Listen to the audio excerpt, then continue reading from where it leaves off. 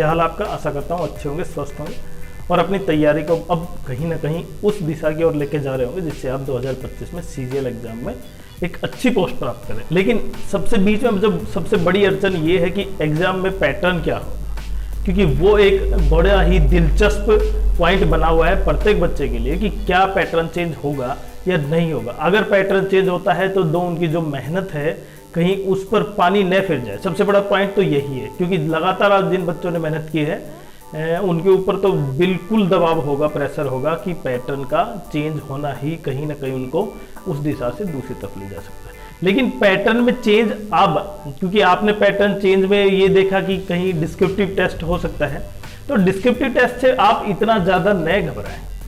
Descriptive test आपकी जो knowledge है उसी के बेसिस पे है, तो ऐसा कुछ ज़्यादा एक्स्ट्रा टर्म नहीं है। लेकिन अगर पैटर्न चेंज नहीं होता है तो आपके लिए क्या होगा, ये फिर 100% और आप ये मान सकते हैं कि लगभग जितने भी आपने वीडियो देखे हैं जिसमें पैटर्न चेंज की बात आ रही है, सिलेबस चेंज की बात आ रही है, लेकिन वो तब होगा जब आप प्री को क्वालिफाई कर पाएंगे। और प्री सबसे इंपॉर्टेंट ये है कि अब की बार एसएससी वो नहीं चाहेगी जो 2024 में जो कट ऑफ काफ़ी हाई गई थी। तो उन सभी पॉइंटों पर डिस्कस करेंगे। लेकिन अगर चैनल पर आप नए हैं तो चैनल को सब्सक्राइब करें, शेयर करें, लाइक करें। देखें कि जैसे ही एसएससी ने कैलेंडर आउट किया उसमें सीजीएल एग्जाम का जो नोटिफिकेशन था उसका दे रखा है कि उसका एग्जाम 13 अगस्त से है, सीजीएल प्री का एग्जाम। और प्री एग्जाम आप समझ पा रहे हैं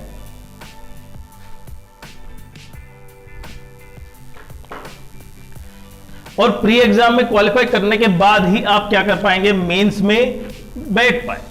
लेकिन प्री की जो कट ऑफ थी 2024 में काफी हाई गई थी, 153 जनरल कैटेगरी की, मैं केवल जनरल की बताता हूं। तो जबकि सोच रहे थे बच्चे क्या 140, 143.5 के आसपास, और वो 153 चली गई थी।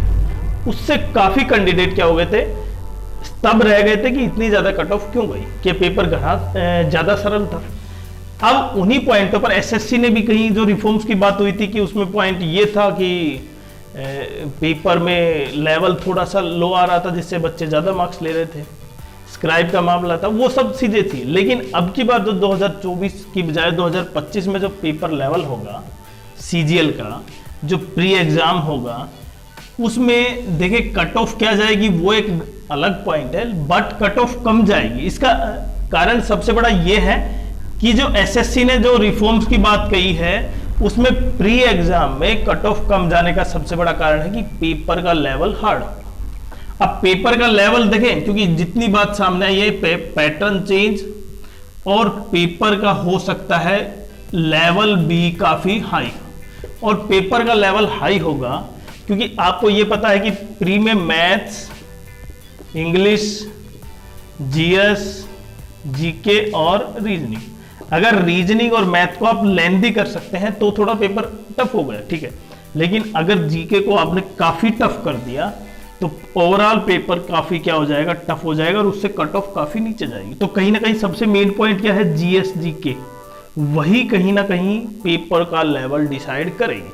हालांकि मैथ्स और रीजनिंग कर सकते हैं, लेकिन मैथ्स रीजनिंग में बहुत से कैंडिडेट ऐसे होंगे 5000 से 10,000 के आसपास जो प्रत्येक क्वेश्चन को करने में केवल 30 सेकंड लगाएंगे, 30 सेकंड से भी कम, क्योंकि बहुत एक्सपर्ट हो चुके हैं।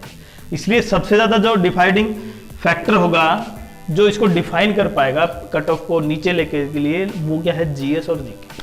तो अब जिनका पेपर 13 अगस्त से है, क्योंकि इस एसएससी ने दे रखा है कि 13 अगस्त से क्या होगा, प्री एग्जाम होगा। अब जिनका पेपर पहले 1 दिन, 2 दिन या 3 दिन है, उनको कहीं ना कहीं सबसे ज्यादा दिक्कत होगी। क्यों?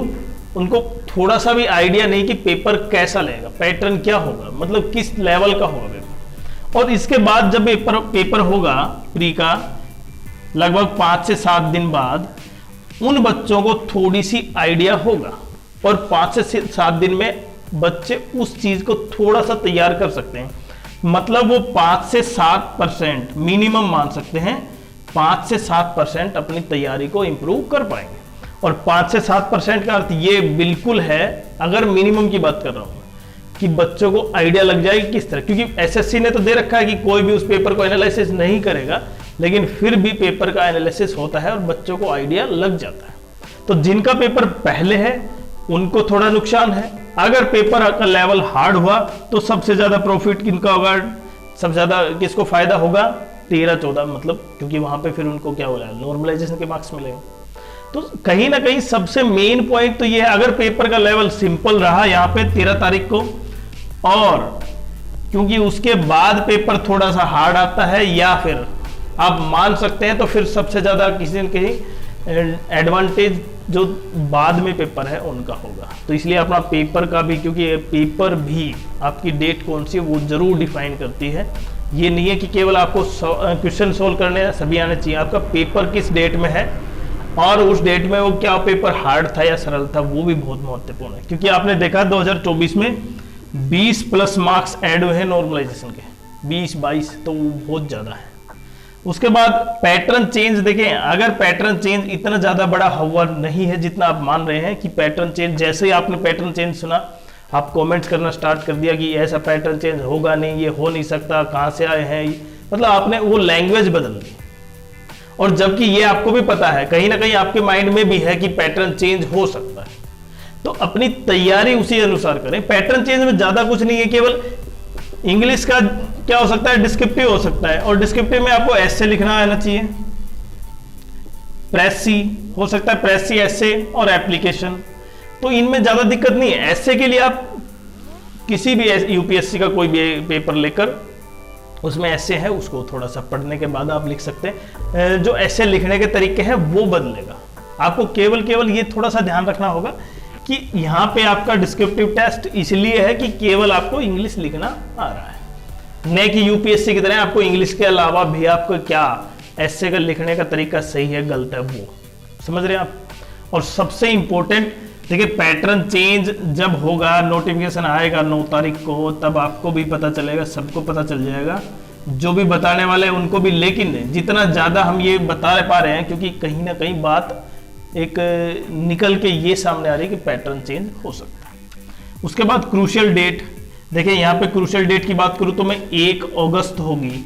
अगर 1 अगस्त तक आपकी एज नहीं होती है तो आपकी ग्रेजुएशन हो जाती है, मतलब उसका रिजल्ट आ जाता है, तो भी अपीयरिंग में है, आप अभी अपीयरिंग में है, और 1 अगस्त तक आपका फाइनल रिजल्ट आ जाता है तो भी आपका सही है।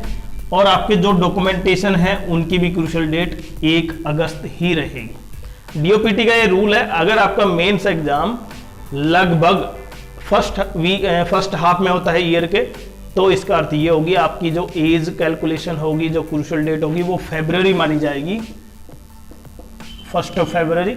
लेकिन अगर वो सेकेंड हाफ में होता है ईयर के, तो इसका अर्थ तब होगा आपकी एज कहां से काउंट होगी, 1 अगस्त। तो 1 अगस्त ही आपकी क्रूशियल डेट है, उसके अनुसार ही आपके डॉक्यूमेंट्स होने चाहिए, एज, ग्रेजुएशन। अगर फिर भी किन्हीं पॉइंटों पर किन्हीं बच्चों को कोई दिक्कत है तो आप कमेंट्स कर सकते हैं। सबसे मेन पॉइंट क्या है कमेंट्स का, कि क्या पैटर्न चेंज होगा और पैटर्न में क्या बदलाव आ सकता है, सबसे पॉइंट तो ये है। दूसरा, प्री एग्जाम क्या आपको फॉर्म पहले भरना चाहिए, थोड़ा दिन बाद वेट करके भरना चाहिए, 5 से 7 दिन बाद, जिससे कि एग्जाम आपका पहले ना हो, उसके बाद हो, आपको आइडिया लग जाए। और सबसे मेन पॉइंट, कितने बच्चे ऐसे हैं जिनको 1 अगस्त की वजह से कहीं ना कहीं एक चांस एक्स्ट्रा मिल पा रहा है। क्यों? क्योंकि अगर यहाँ पे 1 अगस्त, अगर मैं 1 फरवरी की करता, यहाँ पे मैं बजाय एसएससी 1 फरवरी को कर देती है, तो काफी बच्चे ऐसे होते जो कहीं ना कहीं एज की वजह से बाहर हो जाते हैं। तो कितने आप इस पॉइंटों से कितने सहमत हैं, कमेंट्स जरूर करें।